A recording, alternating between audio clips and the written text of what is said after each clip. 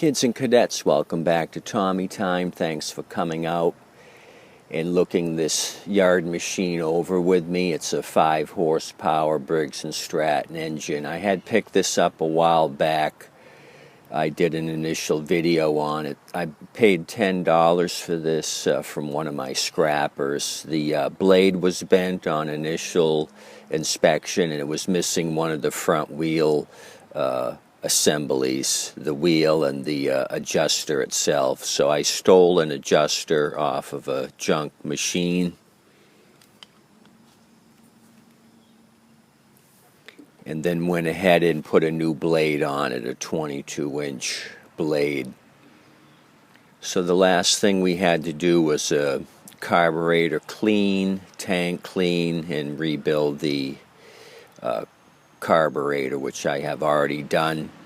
I have some spare carburetor parts around. I'll show you what I did to the unit to get it this far.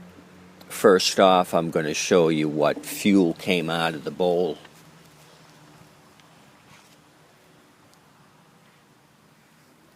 So we have a multi-color selection here. I believe that's rusty water at the bottom of the bleach container, and some stale fuel on top of it. So this was in dire need of a tank clean and flush.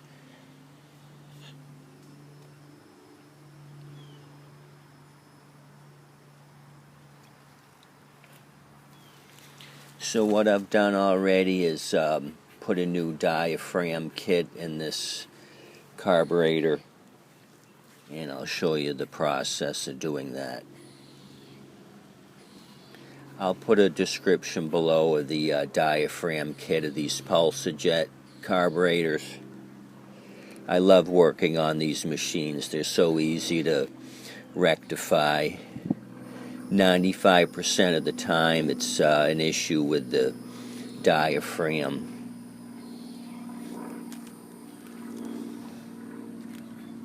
Here's an example of a diaphragm I've replaced. You can see how warped the rubber gets. So it'll stop pushing fuel. So these kits aren't very expensive. A couple bucks if you buy a single kit. I buy them in 20 packs. I get a better rate since I'm messing around with a lot of these. So if you watch some of my previous videos on these Pulsajets, what you want to do is reuse the paper gasket from your old rebuild. Go ahead and tear the rubber part of the kit away and just use the paper side of the old one. So what you'll do is put paper down first, then the new rubber gasket on top of that, the rubber diaphragm, and then the other new paper gasket. You want to make a rubber sandwich. Paper, rubber, and then paper on top of that.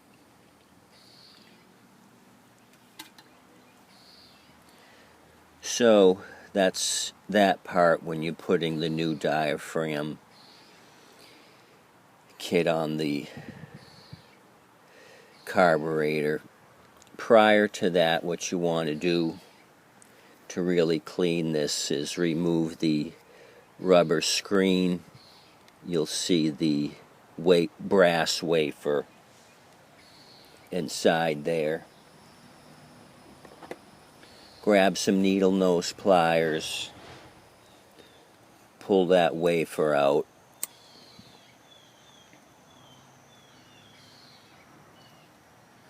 like so.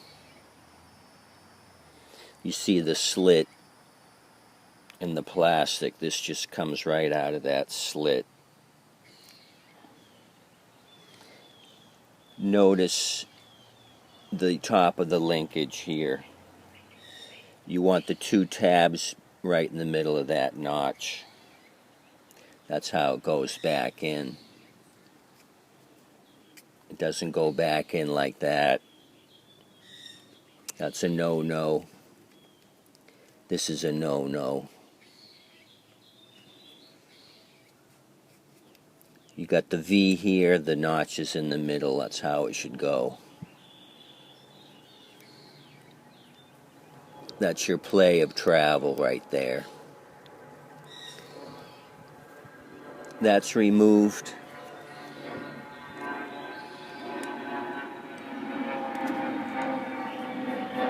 What you want to do is remove the emulsion tube now that you have that brass wafer out of the way. That's what's coming out. That jet right there. Take your flathead, look down the throat of the carburetor and push that emulsion tube down. You'll see it sticking up right here. Go ahead and push down on that.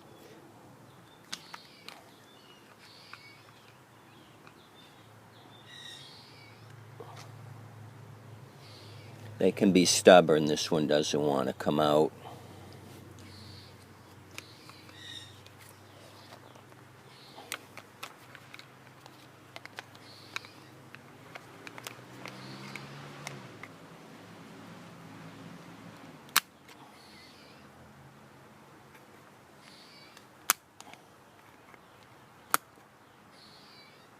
And I'm still working on it.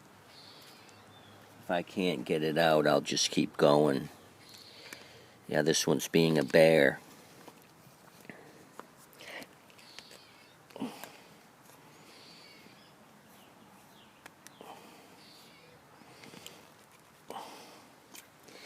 Anywho, if you can't get yours out, this one's partially out. But I can't get it out the rest of the way.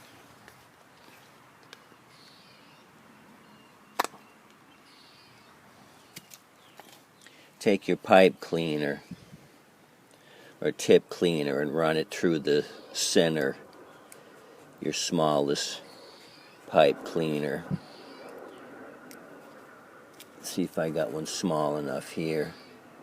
Use a bread wrapper if you have to. That'll be a small diameter. Run it through the center of the jet here.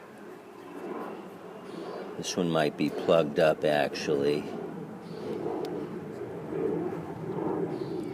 Anyway, you would put your linkage back in.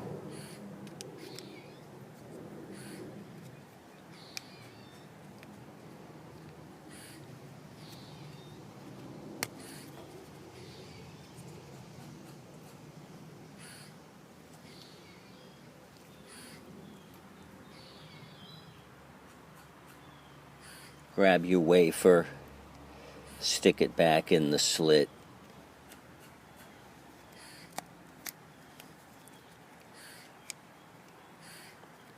Make sure everything's moving freely. It is. And then go ahead and insert the carburetor on your tank.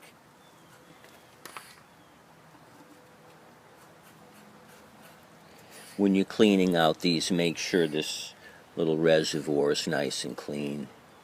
Crap builds up in there, it'll block the pickup.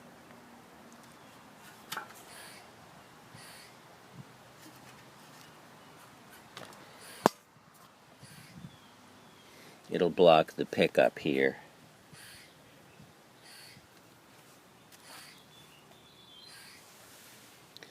So I'm going to put this together real quick.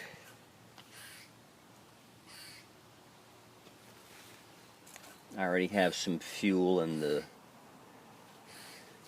tank. I checked the primer bulb. I ended up putting a new bulb on it. It was not priming.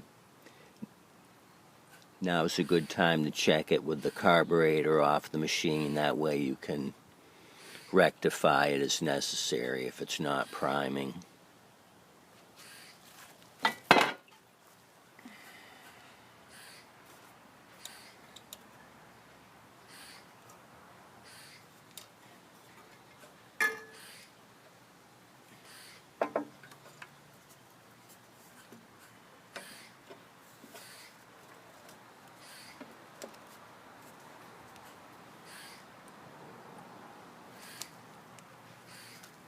1/2 inch for the main bolt and then 10 millimeter for the front.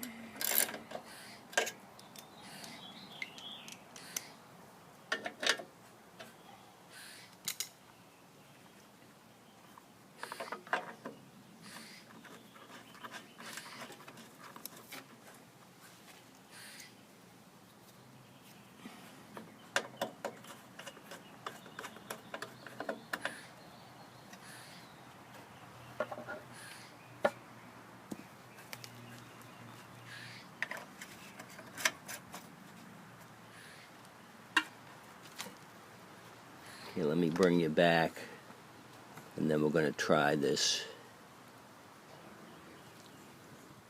Why don't I bring you up a little bit?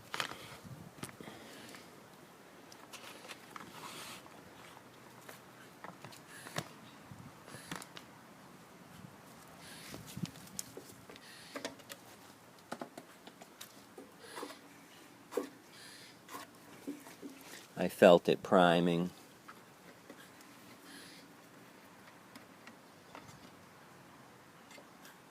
We got oil.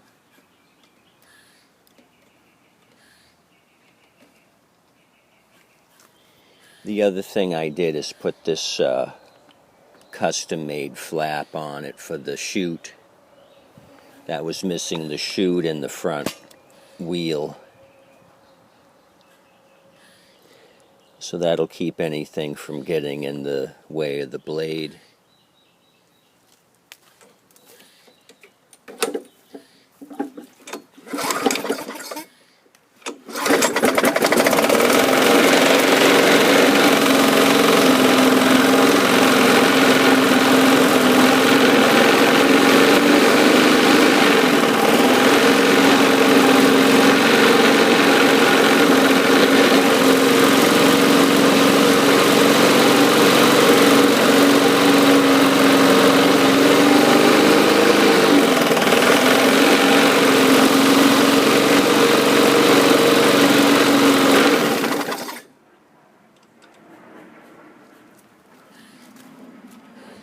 Okay, kids and cadets, thanks for coming out to Tommy Time.